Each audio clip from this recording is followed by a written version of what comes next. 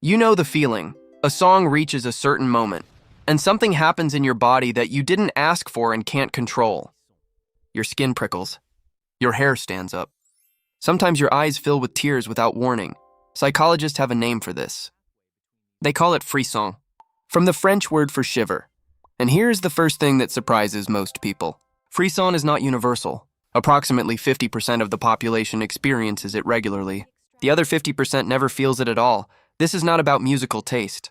It is not about sensitivity or emotional intelligence. The difference is structural. It is in the brain itself.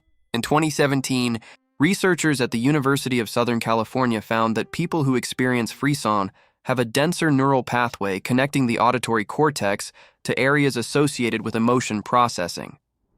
In simple terms, sound and emotion talk to each other more directly, more efficiently, more powerfully.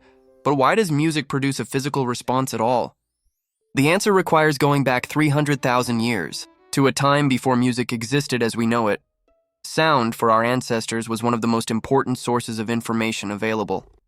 A scream, a laugh, a sob, a growl, each carried emotional information that the brain decoded in milliseconds, before conscious thought had begun. Music exploits this system. It uses the acoustic properties of emotional vocalizations and deliberately arranges them to trigger emotional responses. When a singer's voice breaks with emotion, that acoustic signature is identical to the acoustic signature of a human cry. Your brain processes both the same way, and when music does something unexpected, when it violates a pattern you were anticipating, your brain registers a prediction error.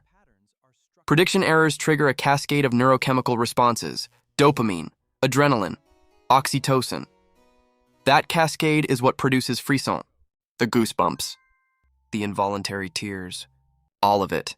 But here is what makes it genuinely fascinating. Frisson is not triggered by music alone. It is triggered by the interaction between music and memory. The same passage can produce chills one day and nothing the next way because the emotional state you bring to the listening changes what the music means. Song that gave you chills at 16 might give you chills again at 40. But for completely different reasons. The music is the same.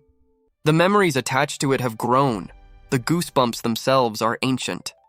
Technically called piloerection, they evolved as a threat response. When a predator was near, hair standing up made an animal appear larger, more threatening. We lost most of our body hair. The response remained.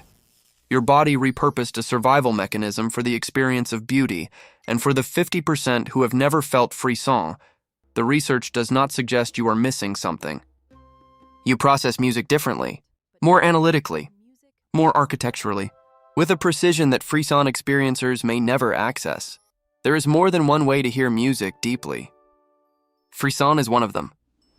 The chills you feel are not a response to the music. They are a response to everything the music means to you, which is different for every person who hears it, and the same for no one.